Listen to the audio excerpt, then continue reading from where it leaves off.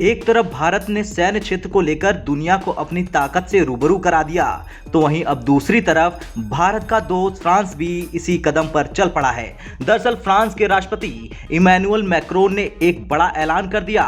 Macron ने कहा कि फ्रांस भी बनाने वाला है नए परमाणु रिएक्टरों को, और इसके पीछे का रीजन देते हुए मैक्रोन ने कहा कि फ्रांस इसलिए नए परमाणु रिएक्टरों का निर्माण करेगा ताकि वो ग्लोबल वार्मिंग के लिए उत्सर्जन को कम करने के अपने वादों को पूरा करने का प्रयास करे।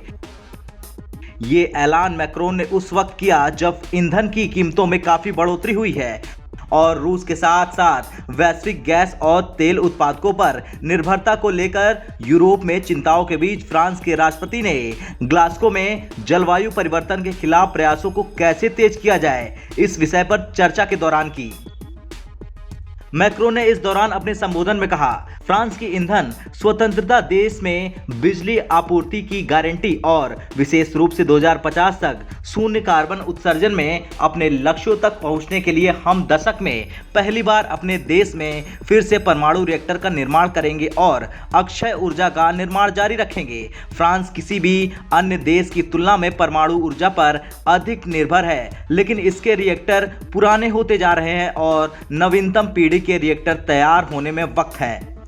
तो ही अगर भारत फ्रांस की दोस्ती की बात की जाए तो ये बहुत तेजी से मजबूत होती जा रही है। ये दोस्ती सिर्फ हथियारों की खरीद बिक्री तक सीमित नहीं है, अब बात इससे आगे होने वाली है। इस दोस्ती को ग्लोबल बनाने के लिए दोनों देश लगातार काम कर रहे हैं।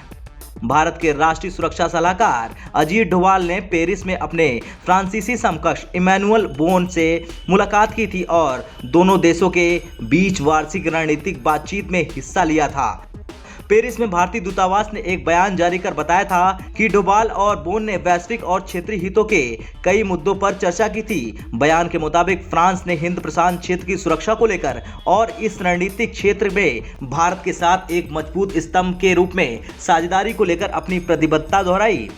फ्रांस के राष्ट्रपति इमैनुअल मैक्रोन भारत के प्रधानमंत्री नरेंद्र मोदी के आत्मनिर्भर भारत के विजन और रक्षा औद्योगिकीकरण, भारत में आधुनिक क्षमताओं के साथ रिसर्च और टेक्नोलॉजी डेवलपमेंट में पूरी तरह समर्थन करने की अपनी प्रतिबद्धता को दोहराया। एनएसए डोभाल ने भी कहा कि फ्रांस भारत का सबसे प्रमुख वैश्विक और हिंद प्रशांत का साझेदार है। खैर, भारत और फ्रांस अलग अलग क्षेत्रों में व्यापक सहयोग कर रहे हैं। प्रधानमंत्री मोदी और राष्ट्रपति इमैनुअल मैक्रोन के बीच बातचीत से दोनों देश के बीच द्विपक्षीय संबंधों को गति मिलेगी। ब्यूरो रिपोर्ट, भारत तक।